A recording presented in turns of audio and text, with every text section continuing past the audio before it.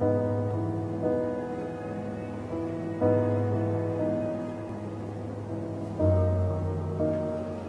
hello. I didn't see you there. I'm Michael Schmedeke, one of the internet marketing genii from Gertenda.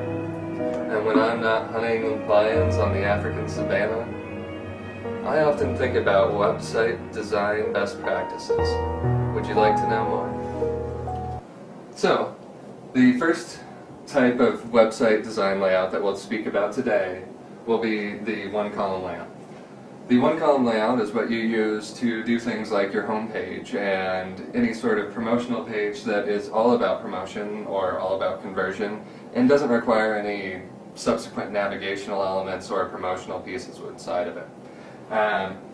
The one column contains your header, your navigation, which would include links to kind of the main department or category or product types that you would link to within your website.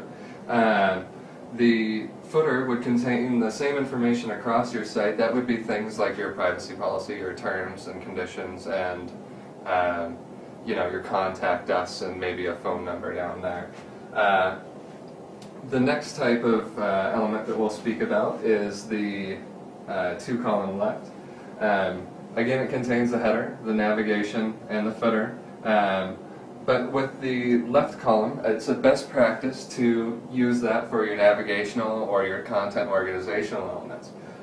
This is something that has been kind of laid out over time and has become a best practice because it's where most people look to and have been trained to look to for those elements. The next element we'll talk about would be the two-column right. The two-column right also contains a header, a navigation, and a footer, and then it also has this right rail space that we would typically use for a promotional or conversion space.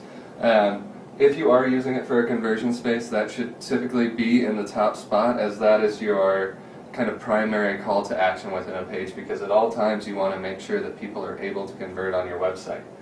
Secondarily, if you're running some sort of promotion or have some sort of new product that you'd like to advertise, this is the space that is typically used for that. The reason being that that is the space that most websites use for that, and so users are typically trained to shoot their eyes over to that space to be able to get that information. And the last element that we'll speak to is a combination of all three.